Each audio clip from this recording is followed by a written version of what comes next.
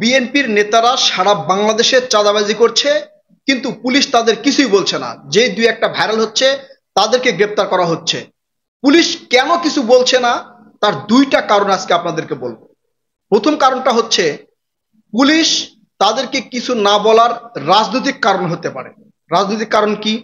যদি বিএনপির নেতাকর্মীরা বিভিন্ন জায়গায় চাঁদাবাজি করে, এতে বিএনপি দল হিসেবে কিন্তু পচে যাবে, বিএনপির জনপ্রিয়তা কমে যাবে। আর এইটার বেনিফিট অর্থাৎ লাভবান হবে কিন্তু অন্যান্য রাজনৈতিক দলেরা।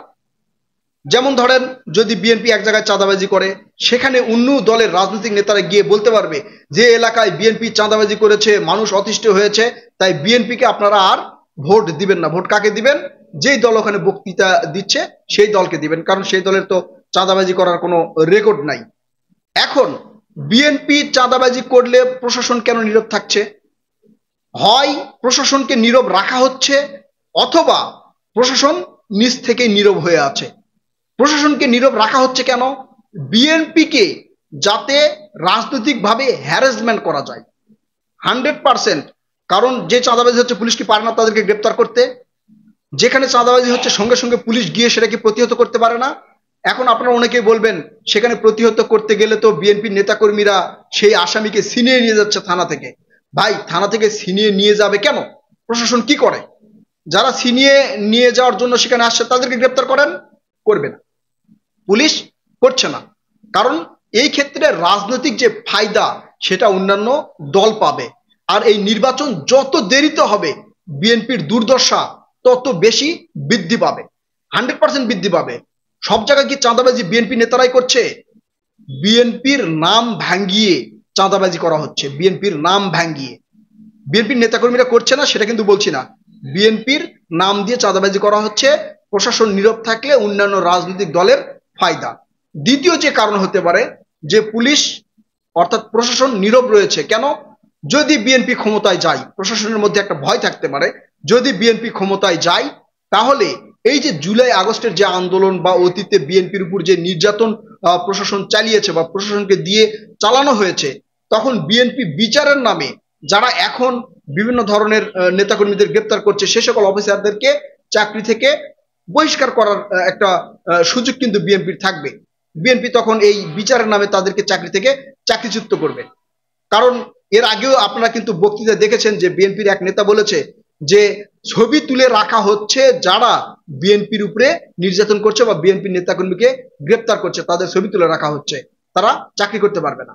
এখন এই ভয়টাও পুলিশের মধ্যে থাকতে পারে। তবে এই ভয়ের চেয়ে বড় ভয়টা যেটা হচ্ছে, সেটা হচ্ছে রাজনৈতিক ফায়দা লোটার চেষ্টা করছে বিএনপিকে চাঁদাবাজ ট্র্যাক দিয়ে। এখন নির্বাচন যত দেরিতে হবে, বিএনপির এই দুর্দশার মধ্যে তত পড়ে যাবে। এই কারণে বিএনপির নেতারা দ্রুত নির্বাচন চাচ্ছে। আমরা হয়তো মনে করছি যে দ্রুত নির্বাচন হলেই বিএনপি ক্ষমতায় আসবে। হ্যাঁ, দ্রুত নির্বাচন হলে বিএনপি ক্ষমতায় আসুক বা যেই যেই দলই ক্ষমতায় আসুক, আসবে তো। আসার পরে যদি বিএনপি হচ্ছে চাঁদাবাজি করে, দুর্নীতি করে, আমরা যদি আওয়ামী লীগ সরকারকে বাংলাদেশ থেকে বিতাড়িত করতে পারি, বিএনপি দুর্নীতি করলে কি পারবো না? পারবো। হয়তো আপনারা বলবেন আবারও সেই রক্তক্ষয়ী হবে, আবারও শহীদ হবে, আবারও মানে দেশ বিশৃঙ্খলার দিকে যাবে, তাই নির্বাচন দেরি করে করতে হবে। ভাই, নির্বাচন দেরি করে করলে দেশের পরিস্থিতি যে খুব একটা ভালো হবে সেটা আমি মানে মনে করি না।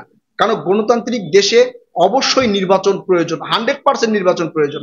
সেটা ডক্টর ইউনূস যেই ডেট দিয়েছেন যে ডিসেম্বর থেকে জুনের হচ্ছে এর মধ্যে যত দ্রুত সম্ভব, এবং জামাত বলেছেন যে রোজার আগে, অর্থাৎ নির্বাচন তাহলে আরো একটু সামনে আসবে। কিন্তু নির্বাচন না করে এই পরিস্থিতির মধ্যে থাকলে আপনারা মনে করেন না যে দেশ আরো ভালো চলবে? এটা আমার মনে হয় না দেশ আরো ভালো চলবে। হ্যাঁ, ডক্টর ইউনূস যদি থাকে তাহলে তার যেই মানে আন্তর্জাতিক ভাবে যে সম্মান, তা সেই সম্মানের উপর ডিপেন্ড করে বাংলাদেশ হয়তো অগ্রগতি করবে কিছুটা। কিন্তু অন্যান্য দিকের যে পরিস্থিতি, বাংলাদেশের অভ্যন্তরীণ যে পরিস্থিতি, এই পরিস্থিতি কখনোই সমস্যা সমাধান হবে না। তাই নির্বাচন অবশ্যই প্রয়োজন, অবশ্যই প্রয়োজন, এবং যত দ্রুত সম্ভব নির্বাচন দেওয়া প্রয়োজন আমি মনে করি। কিন্তু নির্বাচন না দিলে অন্যান্য দলের যে রাজনৈতিক ফায়দা সেটা তারা পাবে বলে আমি মনে করি। এখন আসি যে এই যে ডক্টর ইউনূস যে উপদেষ্টা পরিষদ নিয়ে দেশ পরিচালনা করছে, এই উপদেষ্টাদের কি কোনো দোষ নেই?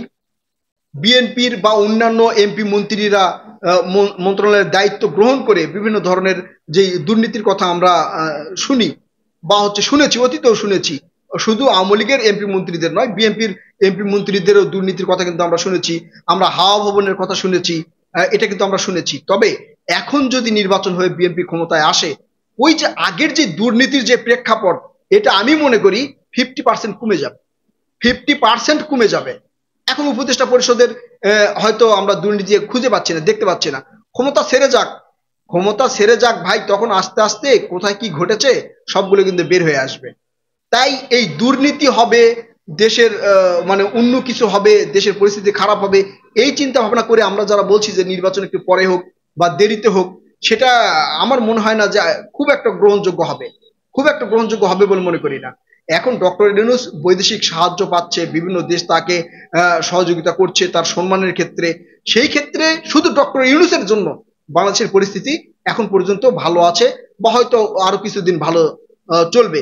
কিন্তু কোনো জায়গায় দুর্নীতি হচ্ছে না এটা আপনি মনে করেন না, কোনো জায়গায় যে দুর্নীতি হচ্ছে না এটা আপনারা মনে করবেন না, কারণ দুর্নীতি হচ্ছে। ক্ষমতা থেকে সরে যাক, আওয়ামী লীগের এমপি মন্ত্রী যখন ক্ষমতায় ছিল তখন কয়টা দুর্নীতি প্রকাশ হয়েছে, কয়জনের বিরুদ্ধে দুর্নীতির কথা প্রকাশ হয়েছে। আমরা মনে মনে বলেছি, আমরা বিভিন্নভাবে বলেছি, সোশ্যাল মিডিয়ায় বলেছি যে এটা করতেছে, ওটা করতেছে, ওটা করতেছে, এটা কিন্তু সেইভাবে প্রচার হয়নি। এখন যেভাবে প্রচার হচ্ছে, ঠিক এই যে অনেক উপদেষ্টারা রয়েছে, এদের মন্ত্রণালয়ে একে সুপারিশ করা, অরে চাকরি দেওয়া, অরে নিয়োগ দেওয়া, যেই বিষয়গুলো হয়তো আংশিকভাবে আসছে, এরা ক্ষমতা থেকে চলে গেলে তখন দেখবেন যে পুরোপুরি চলে আসছে, পুরোপুরি চলে আসছে। তখন আপনারা বুঝতে পারবেন যে আসলে এই সরকার ক্ষমতায় থাকে দুর্নীতি হয়েছে কিনা।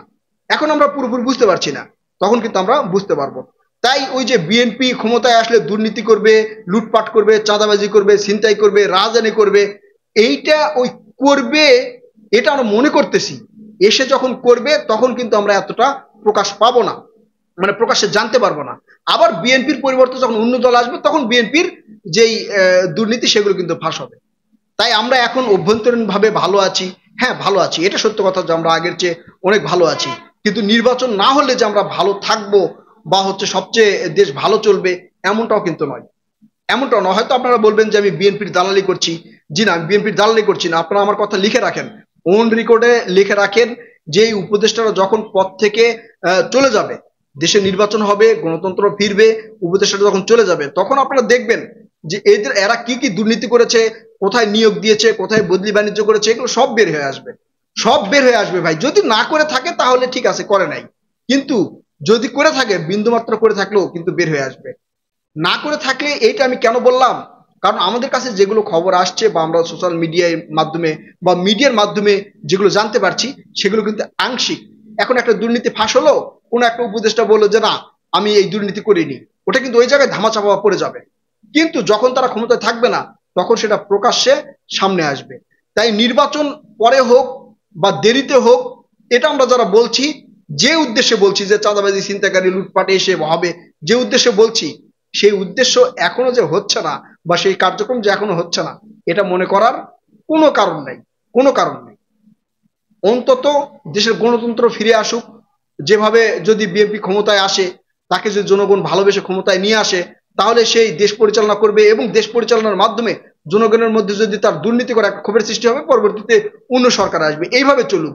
কিন্তু ডক্টর ইউনূস বসছে, উপদেষ্টারা বসছে, এখন নির্বাচন দেওয়ার দরকার নেই, দেশ ভালো চলছে, এমনটা বলা কতটা যৌক্তিক বলে আপনারা মনে করেন এটা আমি জানি না। তবে আমার মনে হয় না যে এটা খুব একটা ভালো হবে। তবে নির্বাচন দ্রুত হওয়াই উচিত এবং উত্তম বলে আমি মনে করি। প্রিয় দর্শক, আপনারা কি মনে করেন? আপনারা আপনাদের মূল্যবান মতামত কমেন্ট করে জানাবেন। আমাদের সাথে থাকবেন, দেখা হবে পরবর্তী কোনো ভিডিওতে। আল্লাহ হাফেজ।